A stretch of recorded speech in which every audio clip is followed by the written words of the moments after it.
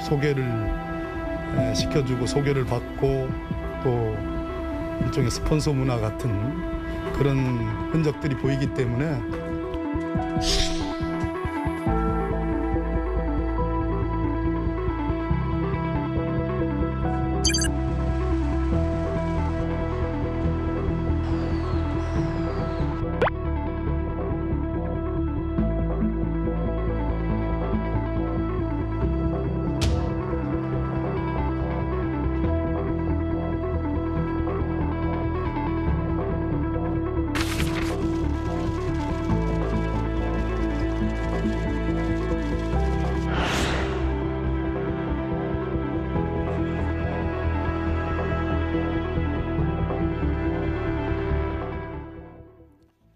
예, 자칭 수산업자의 사기 사건, 그 과정에서 이 자칭 수산업자가 전방위적으로 로비를 했다. 뭐 렌트카도 빌려주고 음식 접대도 하고 시계도 주고 금품도 제공했다. 이 사건의 파문이 좀처럼 가라앉지 않고 있습니다. 김태현 변호사와 함께 이야기를 나눠보도록 하겠습니다. 어서 오십시오. 네, 안녕하세요. 박영수 특별검사 국정농단 사건 수사를 지휘했고 공판도 책임지고 있었는데 결국은 불명예 퇴진을 하고 말았습니다. 네. 자칭 수산업자 사기 사건이 그만큼 이 파장이 정말 엄청납니다. 뭐 그렇죠. 왜냐하면 사실은 박영수 특검이라고 하면 국정농단 사건을 진두지했었고 수사 진두지했고 지금 뭐 공판까지 책임지고 있잖아요. 예. 보면 대한민국의 정의로운 검사의 표상처럼 한때 좀 이렇게 그 상징 같은 사람이었는데 그런데 지금 수산업자, 자칭 수산업자죠. 자칭 수산업자를 가장한 이 사기꾼에게 이 푸르세를 무상으로 제공받은 혐의로 좀 수사 대상이 되지 않았습니까? 예. 그러니 지금 특검에서도 좀 물러난 그런 상황이 된 거죠. 예. 박영수 특검이 처벌받을 가능성도 있습니까? 지금 렌트카 비용 250만 원은 처음에는 바로 네. 돈을 준 것처럼 했다가 알고 봤더니 조금 시차가 있었다는 거 아니에요? 수사가 시작되고 나서 돌려줬다는 것 아닙니까? 시차가 한 3개월 정도 있고 그 돌려준 시점이 이 자칭 수산업자 이 사기꾼 김 씨가 경찰에 수사 받을 때 그때 즈음에서 현금으로 좀 돌려줬다는 것이거든요. 그러니까 여기서 이제 여러 가지 쟁점들이 나오는 거죠. 계좌로 준 게 아니라 현금으로 줬기 때문에 실제로 준 것이 맞느냐, 그것도 입증할 수 있느냐라는 게 하나 있고, 그럼 그 250만 원이라는 게 그 1억이 넘는 푸르세 승용차를 며칠 렌트한 그것에 대한 정당한 대가냐, 가격이 맞느냐, 이런 게 하나 있고. 예. 받은 다음에 어떻게 보면 대가를 받은 다음에 3개월이 지난 시점에서 사용료를 지급한 거 이걸 제대로 된 반환으로 볼 수 있느냐 여러 가지 뭐 쟁점이 있을 수 있지 않겠습니까? 그런 것들을 아마 경찰에서 들여다 볼 건데 그거보다 선행적으로 중요한 건 과연 소위 말하는 우리 김영란법이라 하는 예. 여기 또는 뭐 더 나아가서 뇌물죄 이런 것들에 박영수 특검이라는 사람이 포섭 대상이 되느냐 이거부터 봐야 되겠죠.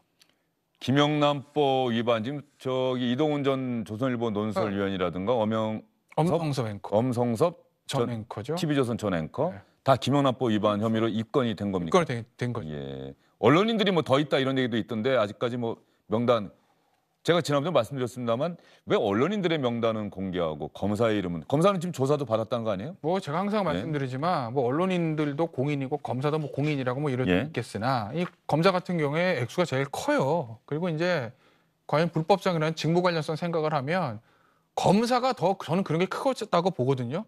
근데 이제 언론인 두 사람은 실명이 공개가 됐고 검사는 실명이 공개가 안 됐습니다. 그러니 TV에 나오면 공인이니까 실명 공개하고 TV에 안 나오면 공인 아니니까 실명 공개 안 하는 거냐? 뭐 이런 얘기도 나올 수 있지 않겠습니까? 예. 항상 말씀드리지만 뭐 법을 위반한 건 다 똑같은데 이 액수라든지 직무 관련성 부분으로 봤을 때 남부지검 전 부장검사가 죄질 제일 안 좋고 결국 수사 결과 재판 결과 형량이 어떻게 나올지 지금으로 단언할 수는 없으나 지금 시점에서 보면 그 부장검사가 아마 형량이 제일 높게 나올 겁니다.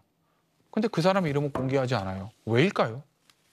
지금 미디어 오늘이라고 하는 매체에서 네. 보도한 기사 제목을 지금 보고 있는데 언론인이 좀 더 나온 것 같아요. 뭐 한 2명 정도 중앙일보 논설위원, TV조선 기자, 금품 수수 혐의 추가 입건 이렇게 돼 있네요. 2명이 더 나온 것으로 돼 있는데. 2명이 더 나오고 뭐 일부 보도 보면은 그 두 사람의 실명도 공개된 보도도 있기는 합니다. 예. 있기는 한데 뭐 저희가 지금 여기서 제가 말씀드릴 수는 없고 다만 지금 2명 정도 언론이 더 있다라는 그런 것들은 얘기는 나오고 있고 아마 앞서 리포트에 잠깐 보셨듯이 경찰은 그 두 사람도 좀 김영란법 위반 혐의를 입건을 한 것 같아요. 하지만 예. 역시 가장 큰 관심은 과연 박영수 특검이 김영란법으로 처벌받을 수 있느냐 이 부분 아니겠습니까?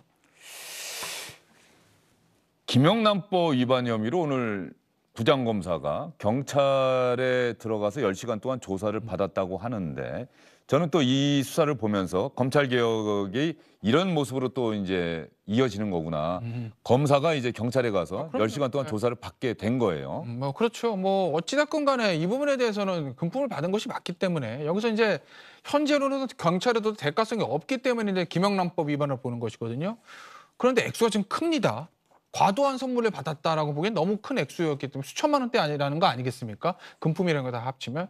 그렇기 때문에 거기다 검사고 사기 전과가 있고 당시에도 사기 범행을 저지르고 있었던 사람이기 때문에 두 사람 사이에 대가성이 있느냐 없느냐를 경찰이 집중적으로 들여다볼 거예요. 대가성이 있다고 판단이 되면 김영란법이 아니라 이 뇌물죄가 돼버리는 거죠. 예. 예, 그런 부분들이 하나 있는 것이고 말씀하신 대로 그 검경 수사권 조정. 그러니까 예전 같으면은 검찰에서 이제 1차 조사를 했을 것이기 때문에 실질적으로 특수수사나 마찬가지니까 그러니까 뭐 검찰이 제 식구 감싸기 아니냐 뭐 이런 얘기도 나올 수도 있겠으나 지금은 경찰에서 기본적인 1차 조사를 하는 상황에서 경찰이 최초로 현직 부장검사실을 압수수색을 하고 그 부장검사를 소환해서 조사를 하고 있거든요. 그러니까 아무래도 형사사법제도가 현 정부 들어와서 조금 변화된 그런 것들을 좀 단적으로 보여주는 하나의 예다 뭐 이렇게 볼 수도 있을 것 같습니다. 검사가 일종의 스폰서를 둔다. 스폰서 문화. 이 부분에 대해서 박범계 법무장관이 감찰을 지시하기도 했었는데 조만간에 그 감찰 결과도 좀 공개가 되는 겁니까? 어떻습니까? 저거는 사실은 박범계 장관 말이 맞죠. 예. 뭐 저거는 무슨 뭐 검찰 개혁이다 아니다. 그다음에 현 정권 편이다 전 정권 현 정권 편이 아니다 이런 거를 다 상관없이 모든 검사들이 사실 스폰서를 두는 거는 굉장히 문제가 있고 안 좋은 거 아니겠습니까? 그런데 예전에는 이제 스폰서를 둬도 이 뭐 대가성이 없기 때문에 뇌물죄로 처벌이 안 돼요. 그런데 이제 이 김영란법이라는 게 소위 말하면 이 스폰서 두는 거 이거를 처벌하는 법이라고 보셔도 무방합니다. 단순히 어떤 특정한 대가 관계가 있지 않다고 하더라도 과도한 금품을 받았을 경우에 처벌할 수 있는 거. 이게 김영란법이라는 건 아니겠어요? 그렇다고 보면 검찰의 뿌리 깊이 내려 있을 수도 있는 안 좋은 스폰서 문화를 뿌리 뽑겠다.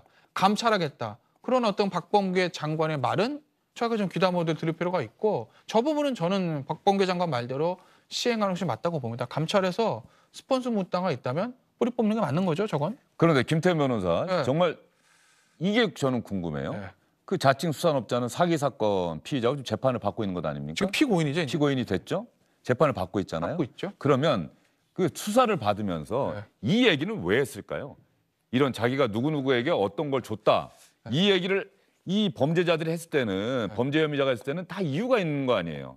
얘기하고 나서 그다음에 휴대전화 포렌식 하면서 여러 가지 증거들 나왔던 예. 거 아니겠습니까? 이제 유력 인사들한테 과메기라든지 무슨 뭐 새우 이런 거 보낸 다음에 사진 찍었다는 거잖아요. 그래서 증거가 자료가 다 확보돼 있다는 거잖아요. 속된 말로 받은 사람 입장에서는 부인할 수 없는 상황이 되는 거죠. 글쎄 모르겠습니다. 뭐 일부 오늘 언론 보도 보니까 무슨 뭐 어디 저 경찰에 구명 편지도 썼다 뭐 그런 보도도 있던데 되게 이제 사기하는 사람들이 이런 것들을 수사기관에 좀 제공하면서 일종의 그런 것들도 있을 수도 있을 거예요. 이런 것들을 정보를 제공할 테니 나의 형량을 좀 감해달라는 뭐 형량 거래적 성격도 있을 거고 네. 또 하나는 추정입니다. 어디까지나 그 사람 속을 제가 알 수가 없으니까 또는 내 주위에 내가 이러이러한 사람들이랑 연을 닿고 있으니 그러니 나를 조금 크게 건드리지는 말아라. 뭐 이런 것들도 있을 수도 있고 나 건들면 예. 큰일 나. 예. 뭐 여러 가지 뭐 그런 노림수가 있지 않겠습니까? 왜냐하면 뇌물이라는 거는 준 사람보다는 받은 사람의 형량이 크고 특히 김영란법 같은 경우는 더 하거든요. 그렇기 때문에 이 사람 같은 경우에는 지금 이 상황에서 몇 가지 여러 사람들한테 이렇게 뭐 선물 주고 이런 것들이 공개된다 하더라도 본인은 더 잃을 게 없다고 생각할 거예요. 다만 이게 크게 보도됨으로써 논점을 흘릴 수도 있는 거고 본인한테 선물 받은 사람들이 뜨악하면서 본인의 구명 활동할 수도 있을 거고 뭐 여러 가지 뭐 노림수가 있지 않겠습니까? 근데 물론 세상 일이 본인 뜻대로 될는지는 의문이지만요. 알겠습니다. 자칭 수산업자가 어떤 의도로 이런 일을 수사기관에 알렸건 본인 뜻대로 되지는 않을 것이다. 김태현 변호사의 마지막 말이 참 인상적입니다. 오늘 말씀 잘 들었습니다. 저들의 부르르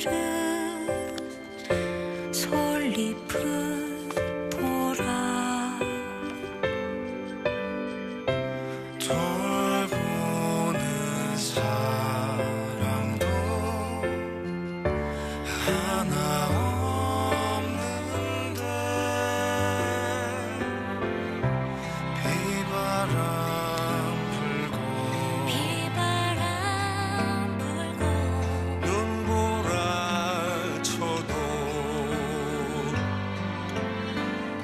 네, 상록수라고 하는 노래입니다.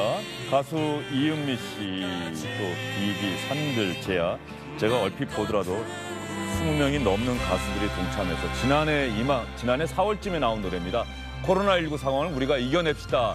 그 한마음으로 김민기 씨가 만들고 양희인 씨가 불렀던 상록수를 리메이크한 노래인데요. 지금 상황 수도권의 거리두기 4단계가 오늘부터 본격적으로 시행됩니다. 거리두기 4단계는 한 번도 경험해보지 못한 가장 강력한 단계입니다.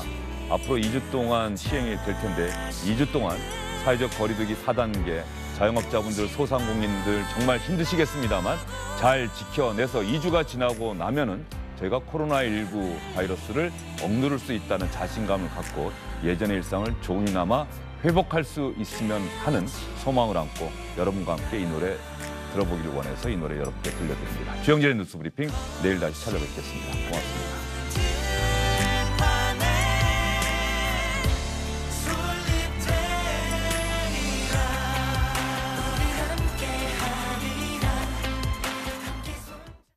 안녕하십니까, 주영진입니다. 더 많은 뉴스와 라이브 이벤트를 보고 싶으시다면 화면 오른쪽을 눌러서 구독해 주시기 바랍니다. 저희 SBS 앱을 다운로드 받으시면 뉴스 속보 알림도 받아보실 수 있습니다. 텔레비전으로도 SBS 뉴스, 유튜브로도 SBS 뉴스 잊지 마시기 바랍니다.